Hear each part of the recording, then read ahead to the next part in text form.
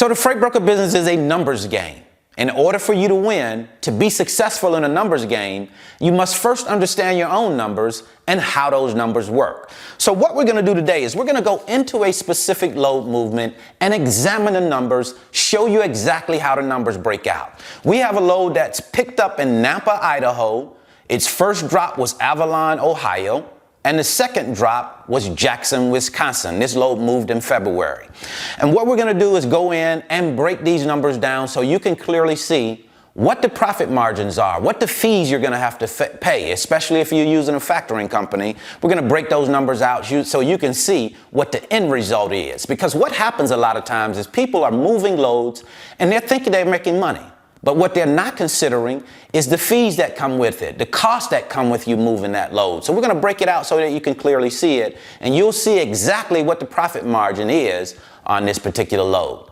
So now let's get into the business. So before I get ready to show you this breakdown of these numbers in this particular lane, I'm going to tell you already up front, we already know that some people are going to say, well, a freight broker shouldn't make that kind of money on a load.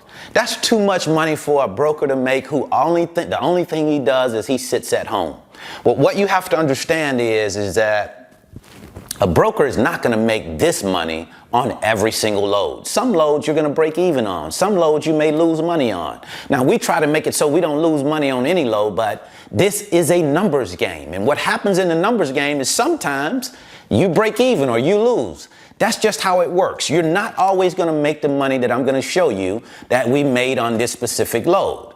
But there are going to be times where you can make a very, very decent profit. And as a freight broker who understands the numbers, who understands the game, you know that there are going to be times where you have to press the gas. These are one of the times where we have to press the gas. Now, what causes you to be able to press the gas? Well, there are different situations that happens. A shipper can be in a jam where they're going to have to get a load moved. It may have canceled earlier, and the load may have to get there in an expedited fashion, and they're not as attentive to rates at that time. They're willing to pay a little bit more.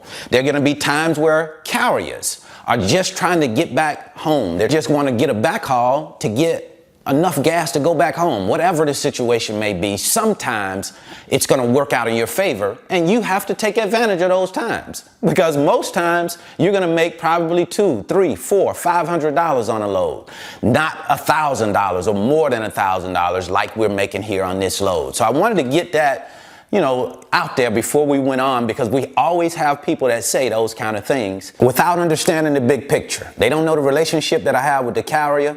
They don't know that the carrier may have gone out on that load and made a whole lot of money going out, and coming back, he's only looking for a backhaul. He's only looking for a small amount of money because he's already made the bulk of his money on the front end. So that happens in the trucking business, in the freight business. You're going to move some loads you're going to make money, some loads you're going to make great money, some loads you're going to lose money, some loads you're going to break even. Just a game. That's how it works. So it's my intention to drop some gems here so you get an understanding of how loads move, how you make money in this business. So I want you to listen carefully to some of the things that I'm going to say, where we're picking these items up, where we're dropping them off at, the facilities we're dropping them off at, because some people think that, hey, when I start moving freight, I'm just going to start calling places like Walmart and see if I can move some of their freight. And yeah, that's okay.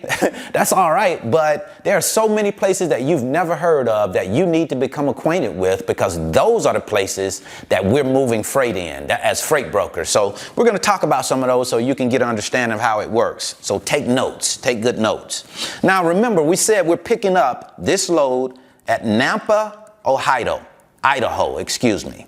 Nampa, Idaho. And we're going to two destinations. Our first destination is Jackson, Wisconsin. We're dropping off at a facility called Sysco. Have you ever heard of Sysco? That's not Walmart, but those are big facilities where people pick up and drop off freight every day. Sysco at Jackson, Wisconsin. And then we're going to Avalon Food Service. Avalon Food Service, that's in Canal Fulton, Ohio. Zip codes on Wisconsin is 53037. And the zip code on Canal Fulton, Ohio is 44614. We put those zip codes in and we can get exactly where it is that we're taking the load to. That way when we're calculating the miles, we're getting exactly what the miles are. Okay, we have 1 pick in Napa, Idaho, 2 drops, Jackson, Wisconsin, Canal Fulton, Ohio. That comes up to a total of 2,282 miles.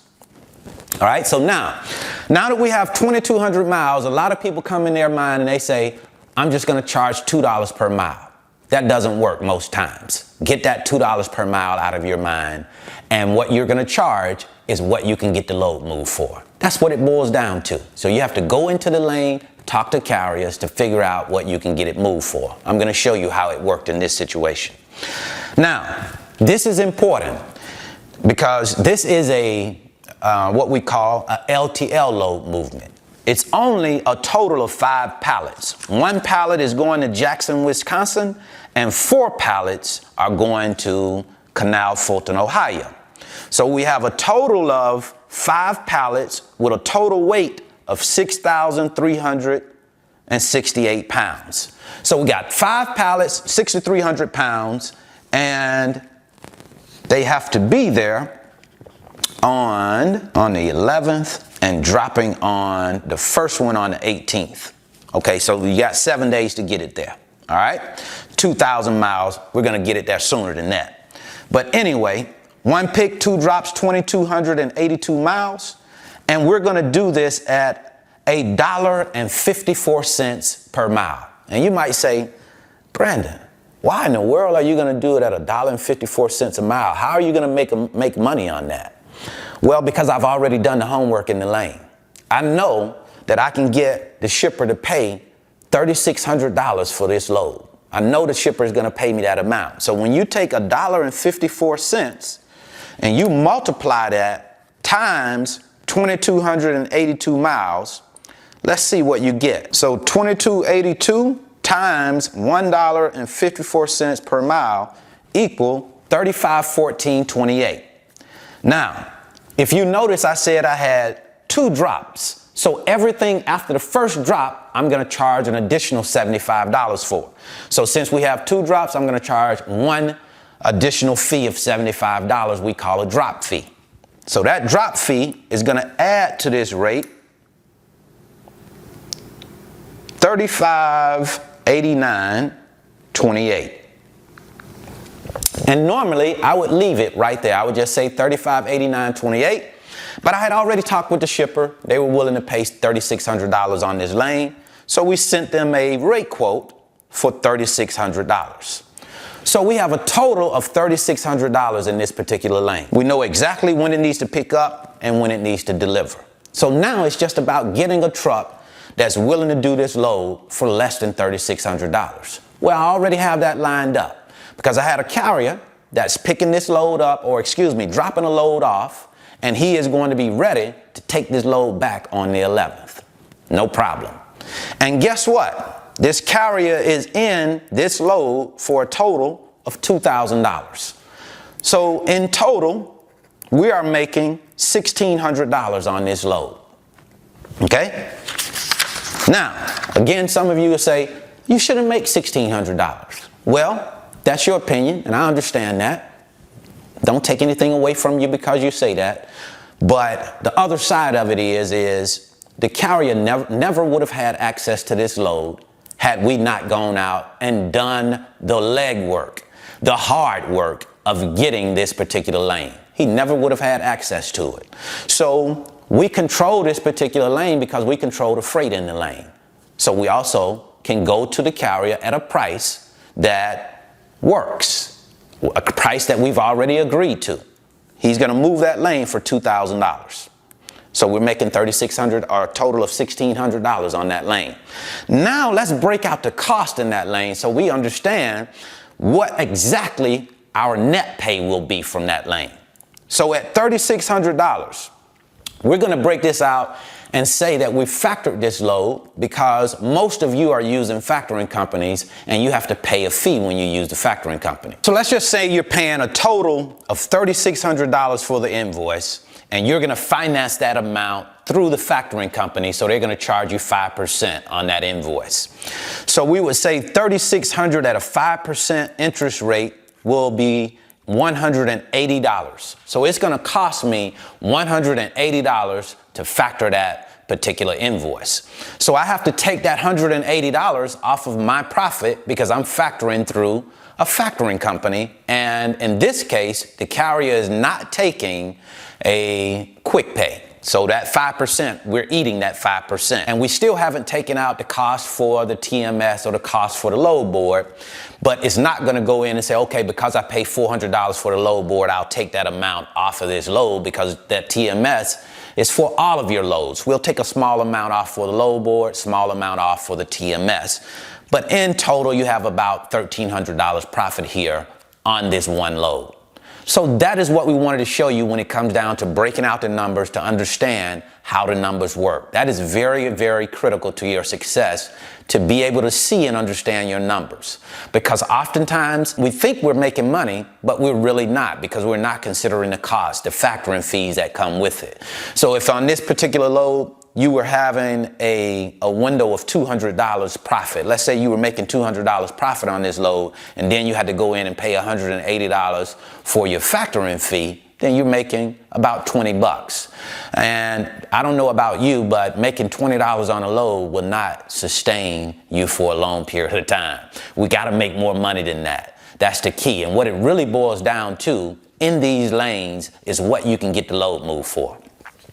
And, you know, a lot of times we pay a lot of attention to the load board, and it's a great place to start again with your rate.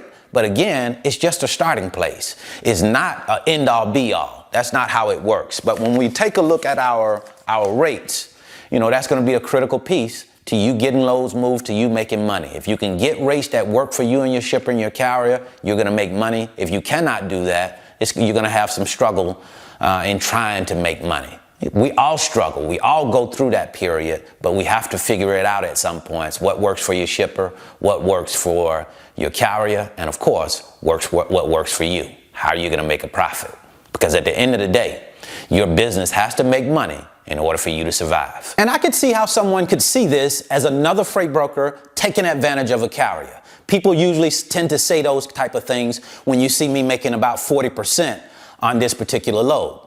But what you're not understanding is this is just one out of 20 to 25 loads that you get to hit a home run like this. Usually you're just advancing the runner. You're hitting singles, maybe a double or triple here and there, but usually you're hitting singles, advancing the runner, making $200, $300, up to $500 on a load. My sweet spot is between $200 and $600 on a load.